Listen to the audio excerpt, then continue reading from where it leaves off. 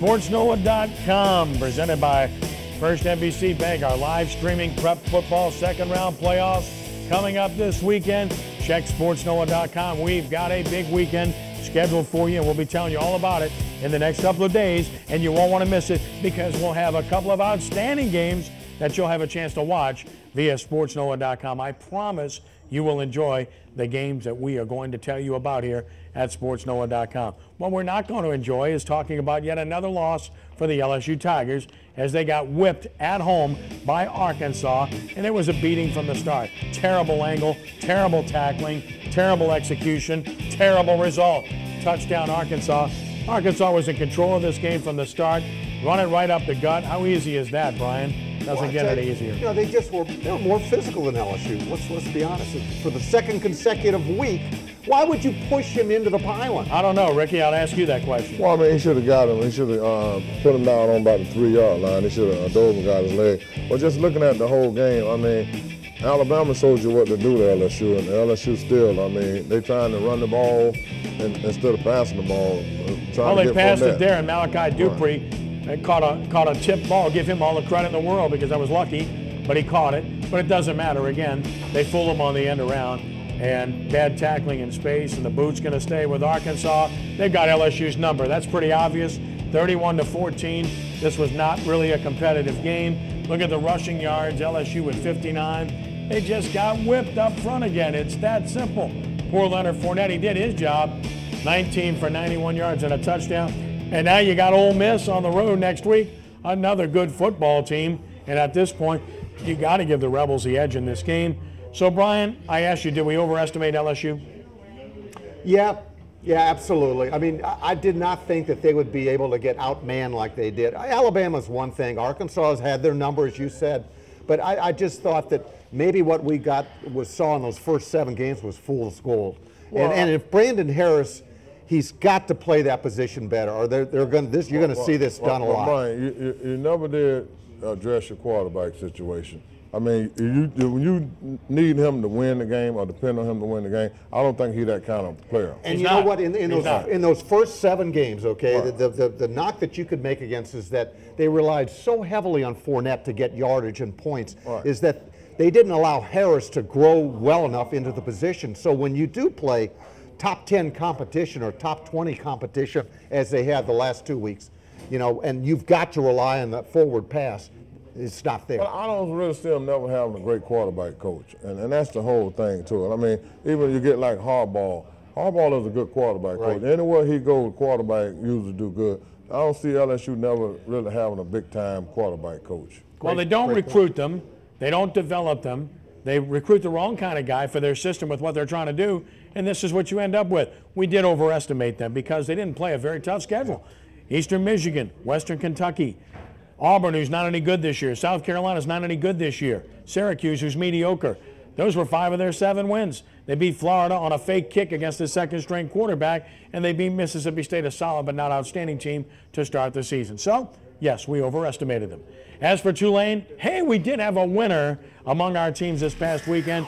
The flag of France onto the field by the U.S. Army.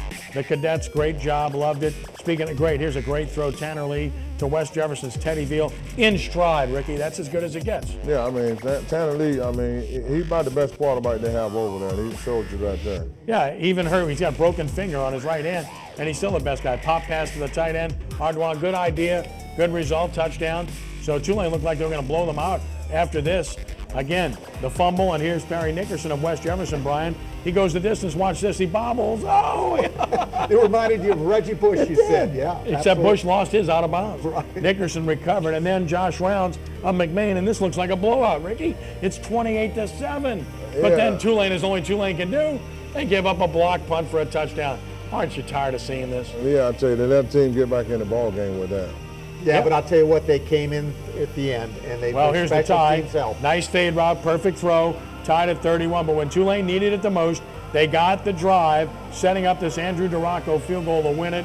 He's a special teams player of the week in the conference. He's a great story, too. Remember last year he couldn't hit the side of a barn? Right. He's 7 for 7 in field goals now. And he's missed only 1 extra point, and Tulane wins 34-31. The 5-game losing streak is over. And You got to give Tulane credit for showing passion, because even though they drove you nuts in this game, and even though they beat a bad team, at least unlike LSU and the Saints, they played with passion in this game. They played like they wanted to be there and they wanted to win, Ricky. And that's important as a player, as you got to go out there with passion. Yeah, because, I mean, anytime you play those Army and Navy teams, they come ready. Yes. I mean, I went to University of Pittsburgh, and we always play Army and Navy up in the East, and those teams come ready. So that was a great win for Tulane yesterday. You know, and that's a credit to Curtis and his staff for making sure that they're still in the, their minds are set to finish out a season. They've got to finish out the season. So no question. Well, it's been an interesting time in high school football. The playoffs are underway, and we have a chance to watch what transpired this past week, because we had a great game defensively. Two teams that know each other very well, Holy Cross and St. Aug. Oh my! The hits in this game, they were aplenty on both sides. Wow. I mean, lifted off the ground. Kenny Abear and Justice McCoy get to know each other again. And this looked like two teams who knew each other, Brian. And that's the sad part about this pitiful playoff system. They're playing for the second time in 4 weeks. Kenny, I couldn't agree with you more about that. There is contempt breeds familiarity. Is that what they say? Yep. Well, great job by Fields here in getting it to Tyler Lamb for the touchdown. And, listen, you get Gavin Broussard with 2 field goals. Nice to have a good kicking game for a high school team. Ricky, makes a difference. I mean, he kicked the street through the uprights, too. Yeah, you're right. Marching 100 watching on. And Holy Cross won it, of course, 13-6. And here's some matchups. Non-select matchups this week. Number 1 seed West Monroe goes to Hank Tierney and Ponchatoula. Barb against 3rd seed and undefeated Destrehan. Hahnville, a red-hot team, look out, gets Santa Ma. Warren Easton playing great at Joe Brown Stadium, close to here against Plaquemine. Undefeated Gina goes to Bogalusa. Manny, the number 1 seed defending champion, goes to Edgard to play West St. John. On the select side, John Curtis, St. Paul's, they know each other. Catholic Brother Martin, rematch of last year's quarterfinals. And there's Jesuit and Rummel again, just like last year. Turlings Catholic, De La Salle, Cole Kelly, 6-7. Arkansas commit for Turlings. Riverside and Newman, rematch, district game. And unbeaten St. Thomas Aquinas at Country Day, Saturday afternoon in Metairie. Woo! What a card. I'm excited. I'm ready. I can't wait. I want it to come now. Let's play. Well, we're going to talk about the Curtis St. Paul's game, right, Ricky? Yes.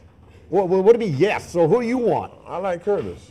Oh, wait a minute. All right, I'll take St. Paul's then. That's not what we agreed on. And then you got Pastor Willis coming you have a gentleman's agreement? Right, I mean, what is that? Gentleman's agreement. You got Brother Martin coming up, so I got to go watch them. All right. Well, I'll tell you what, I'm looking forward to seeing if Rummel can defend, and with Jay Roth, it's outstanding. But I'm like you. This non-select stuff, Kenny. It's garbage. Got to go. The system has to go. It's no good. We'll see what happens. And again, we'll have some nice games to tell you about on sportsNOLA.com from that mix coming up as the week progresses. We'll take the time out, back with more Sports NOLA TV to talk about Premier Dodge Jeep in just a moment here on Sports NOLA TV.